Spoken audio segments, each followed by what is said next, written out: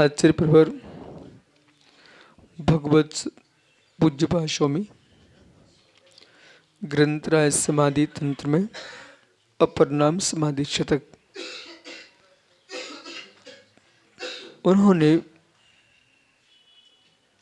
पूर्व श्लोक में कहा कि शरीर आदि पदार्थ जिसकी आत्म बुद्धि हो रही है, ऐसा बहिरात्मा अपने आत्म स्वरूप से च्युत होता है,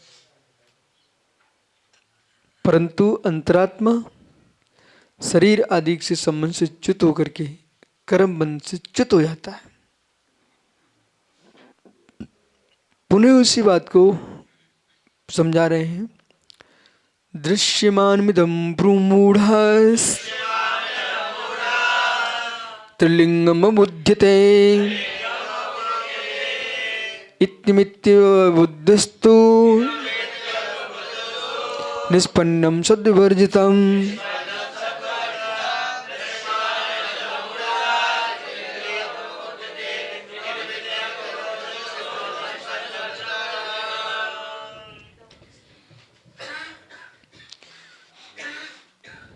जो सिद्धांत है, सिद्धांत शास्त्र बद्ध को बद्ध रूप में देखता है, अबद्ध को अबद्ध रूप में देखता है। सिद्धांत शास्त्र संसार में बद्ध अवस्था की अवस्थाओं को देखता है। यदि वो नहीं देखोगे तो सिद्धांत का लोप, व्यवहार का लोप, असमान जाति पर्याय के साथ जो व्यवस्था है वो अशक्त हो जाएगी। वो भी है तो देखना कैसे है? पराठा बन रहा है, फिर भी घृत के परमाणु स्वतंत्र है, आटा स्वतंत्र है। तो इसमें आपको देखना है अन्नो नापव संता दिनता होगा समन्वन्नस्य मिलिंता इडिचम सकम श्रवण विजंती।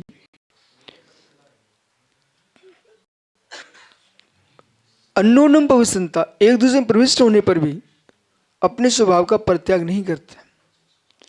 घृत स्वतंत्र है और आटा स्वतंत्र है, फिर भी सिद्धांत से पूछेंगे तो पराठा बोलेगा। क्यों बोलेगा? कहीं से भी देखो पराठा है, स्वाद भी आएगा, मिश्र का ही आएगा, मिश्र का ही आएगा। तो 14 गुणस्थान 14 जीव समास पर्याप्ति प्राण इनसे युक्त आत्मा है। तो यूं मान के चलना जैसे पराठा है, स्वाद देगा, वैसी अनुभूति आएगी। अब दृष्टि का विषय क्या है? वो ज्ञानी देख रहा है। हम पराठे के आटे को जानने वाले हैं, पराठे के घी को जानने वाले हैं। हम ज्ञाता हैं, हम ज्ञाता हैं, हम ज्ञाता हैं। रसना इंद्रिय के विषय को जानने वाले हैं। रसना इंद्रिय के विषय को जान रहे हैं।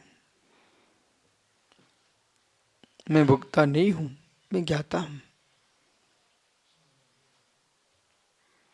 जो ज्ञाता की दृष्टि में जाता है तो भुक्तत्व भाव का विनाश कर लेता है। तो भुंजनो पीना भुंजनते, तब भोगते हुए भी नहीं भोगता। वो दृष्टि यहां दे रहे हैं।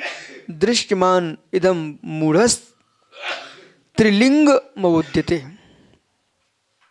मूढ़ा अज्ञानी प्राणी जो बहिरात्मा है, दृश्यम इदम दृश्यमानम इस दिखाई देने वाले शरीर आदि को त्रिलिंगम अवुद्यते। स्त्रीलिंग, पुल्लिंग, नपुंसक लिंग, त्रिलिंग देख रहा है। शरीर के आकार से त्रिलिंगभूत आत्मा मानता है, पर वास्तव में देखा जाए तो आत्मा त्रिलिंग शून्य है। या बद्ध में अबद्ध दृष्टि, बद्ध में अवध दृष्टि, बद्ध में अवध दृष्टि,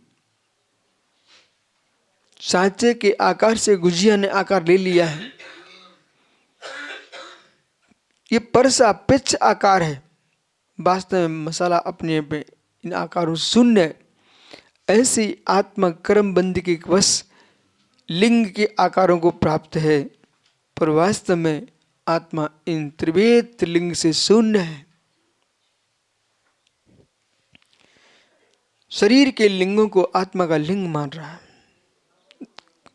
द्रव्यानुयोग ये कहेगा, तुम शरीर के अवस्थाओं को आत्मा की अवस्था मान रहे हो, जबकि आत्मा तो अस्थि पुरुष आत्मा, वो तो चेतन आत्मा पुरुष ही है। पुंबेद स्त्रीवेद नपुंसक वेद रूप पुरुष नहीं, त्रिवेद वेद शून्य जो आत्मा का धर्म है वही पुरुष है, शुद्ध आत्मा। इदम इति अबुद्धस्तु, इस प्रकार से जो ज्ञानी आत्मज्ञानी जीव है वो क्या विचारता है? आत्म तत्व जो है वो त्रिविध लिंग से शून्य है, सबसे भिन्न है, वो अनादि संसिद्ध है। निष्पन्नम कैसा है?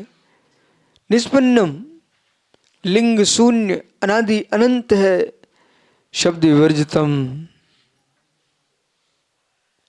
उस शब्दों से शून्य है। न कोई नाम है, न कोई स्थापना है, कुछ नहीं है, दोनों से शून्य है। जिसका नाम है वो पर्यायश्रित है, अनुभूति है अहम की, कैसा है? सापेक्ष है, औदिक भाव है, औदिक भाव है, और औदिक भाव नहीं आत्मा का सहज स्वभाव। औदिक भाव नहीं आत्मा का सहज स्वभाव। इस औदिक भाव के आनंद में डूब जाता है, वह है मित्र भावी बंध को प्राप्त होता है। भावी उदय की तैयारी कर रहा है, वर्तमान में बंद हो रहा है। औदिक भाव पर जिसका नियंत्रण है वही भविष्य का परमात्मा है। औदिक भाव पर जिसका नियंत्रण है वही भविष्य का परमात्मा है। क्षण क्षण में जो विकल्प आ रहे मस्तिष्क में, इन औदिक भावों को रोकिए, बुद्धिपूर्वक समय देना पड़ेगा, बुद्धिपूर्वक समय देना पड़ेगा। औदिक भावों से आत्मरक्षा करो।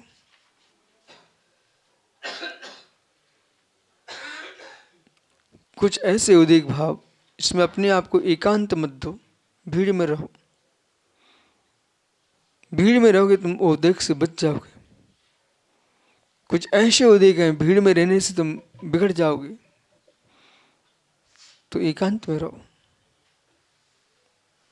समझ आ रहा? इसलिए निष्पन्नम शब्द वर्जितम, पर निश्चय से शब्द शून्य आत्मा, संज्ञा शून्य है। आहार भय मिथुन परिग्रह संज्ञा, इन चार संज्ञाओं से शून्य है, और नाम आदि संज्ञा से भी शून्य है। जब नाम आदि संज्ञा शून्य है, अब देखो कितना राग कितना विचित्र होता है। विचित्र है क्या?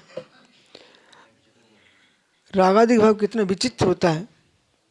सर्वान सागर जी, कितना विचित्र होता है। एक जीव को किसी ने संज्ञा दे दी, बेटा तुम सर्वार्थ हो, बस वो नाम कितना परेशान कर रहा है, इतना परेशान कर रहा है कि सब जगह लिखा होना चाहिए। वो नहीं लिखा ना तो भाव बिगड़ जाते, भाव बिगड़ जाते। जबकि जिसको संज्ञा दी गई है वो शरीर है, वो शरीर ही मैं नहीं हूं तो संज्ञा मेरी कैसे हो सकती है? व्यवहार चलाने के लिए थी, न कि कसाय बढ़ाने के लिए। नाम धे उपशम भाव के लिए। इसलिए आचार्य भगवान कह रहे हैं कि कसायों से आत्मरक्षा करना है, इन विकल्पों से शून्य हो जाओ, आत्मा को नामादि विकल्प से रहित देखो, ऐसा समझना यही ज्ञानी का स्वरूप है।